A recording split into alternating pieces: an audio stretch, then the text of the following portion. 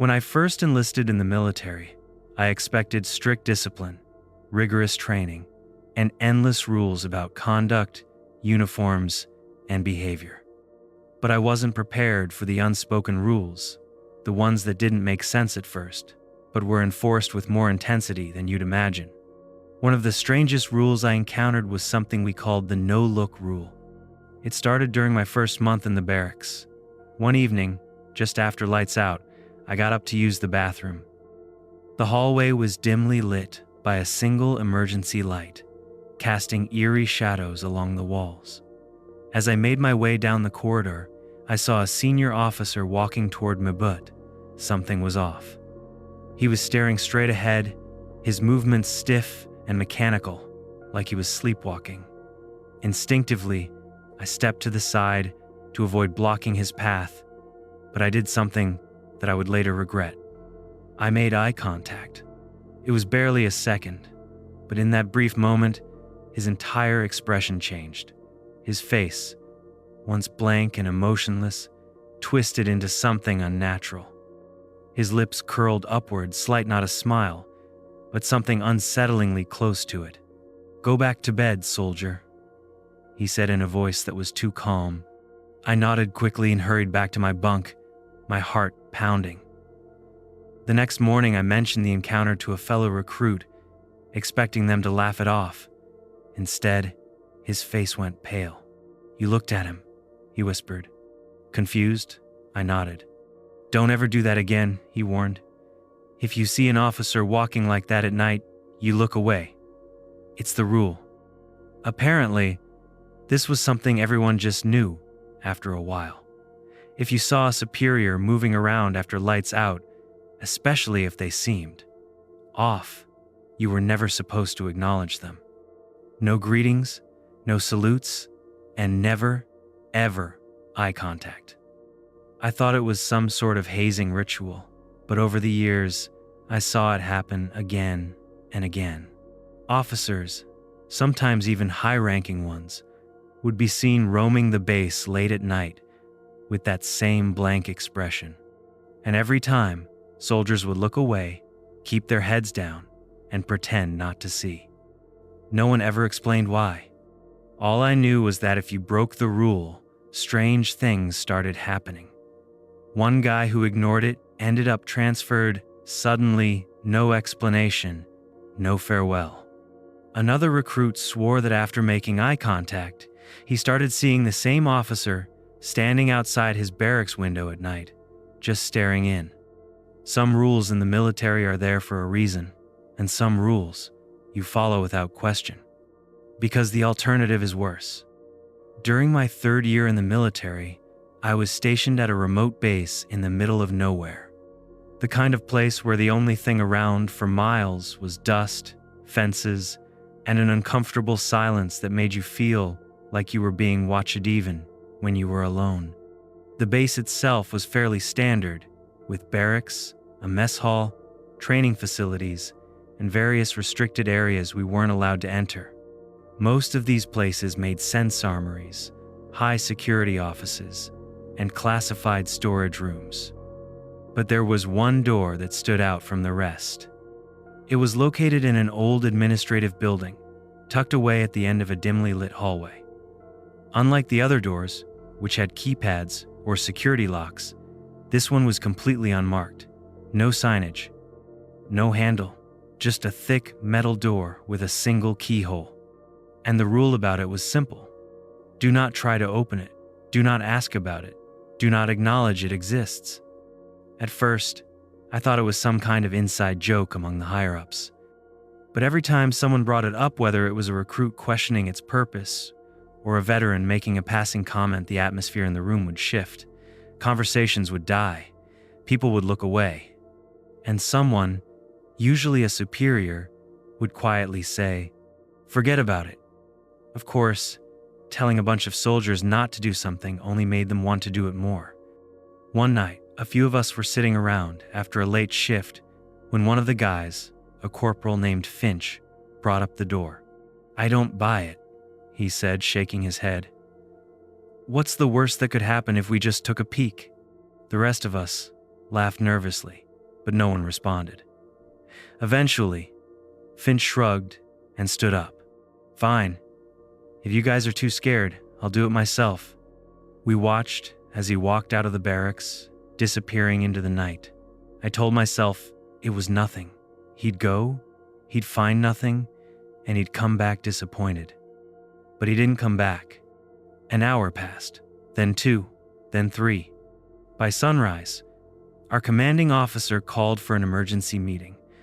We were lined up in formation, and that's when we noticed something chilling. Finch's entire bunk was gone. Not just his belongings, his entire bed, the sheets, the mattress, even the frame. It was as if he had never existed. The officer scanned the lineup and simply said, "The rules exist for a reason." And just like that, we never spoke of Finch again. No reports were filed, no search parties were sent. He was just gone. Over the years, I heard whispers of others who had tried to approach the door. None of them lasted much longer after that. Some were transferred.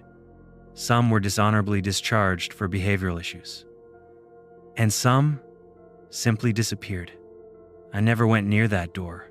And if you're ever in the military and find a door you're not allowed to open, neither should you. Some rules aren't just strange, they're warnings. I never saw Finch again. No explanation, no investigation, not even a mention of his name after that morning. It was as if he had never existed.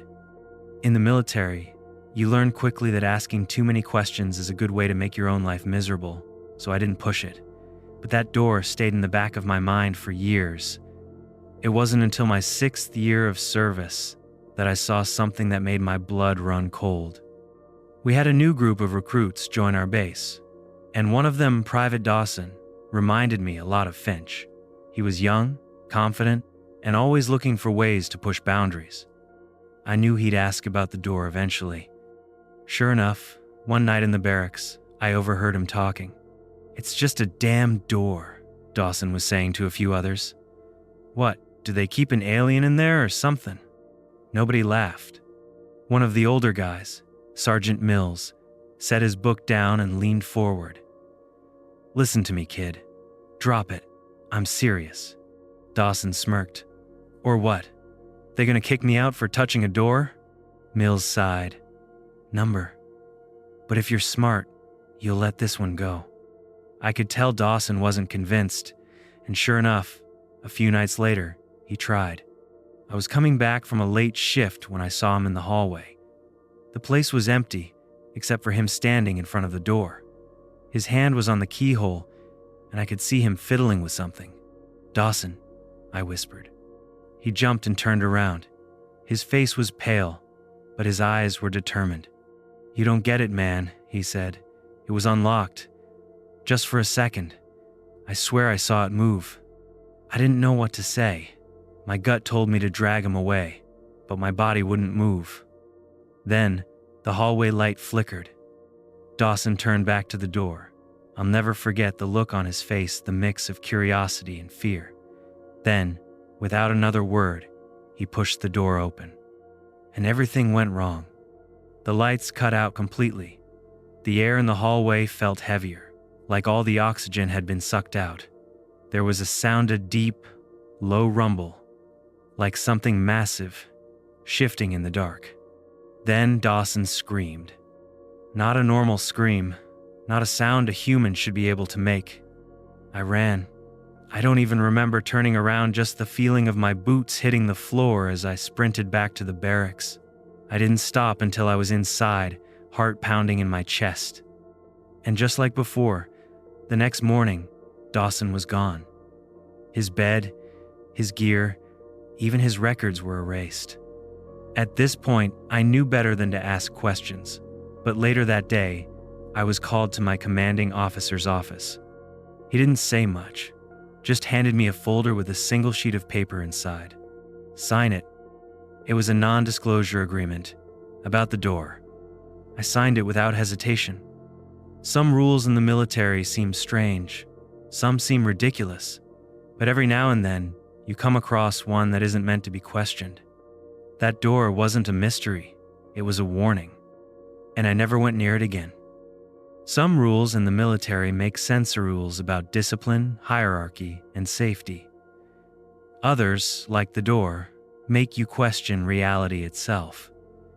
But there was one rule that still haunts me to this day. If you hear the midnight formation, do not join.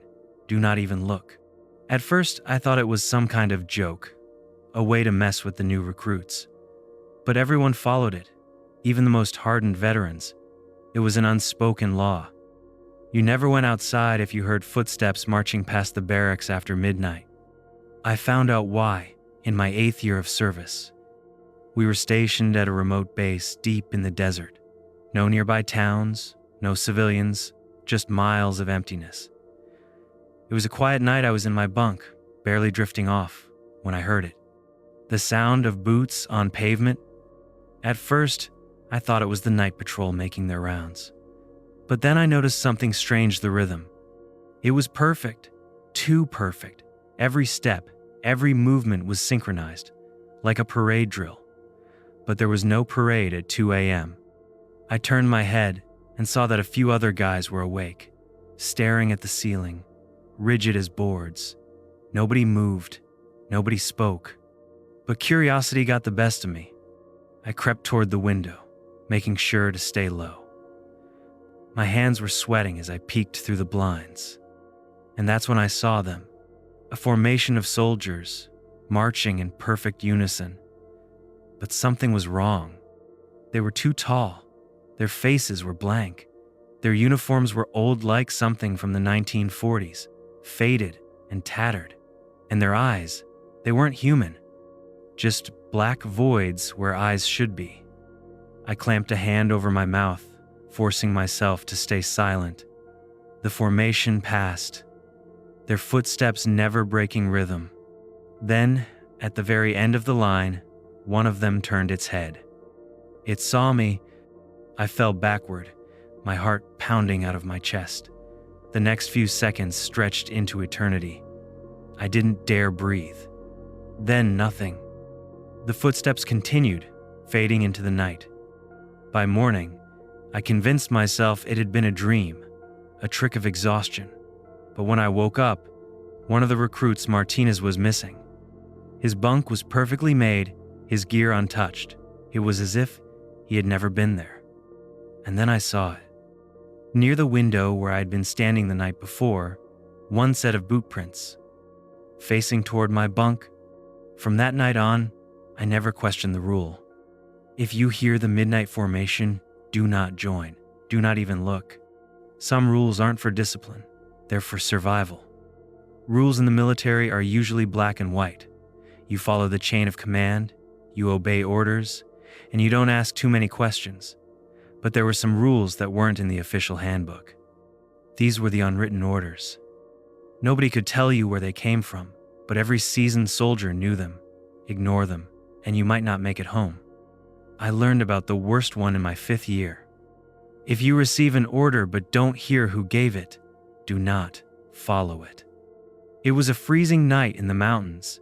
Our unit was deployed for a high-altitude training exercise, the kind where you barely sleep, barely eat, and just keep moving until your body is too numb to complain. At around 0300 hours, I was standing watch near the perimeter of our temporary camp. Most of the guys were passed out inside their tents, exhausted from the day's brutal hike. That's when I heard it. A voice. "Corporal, get your gear and follow me." It was quiet, but clear.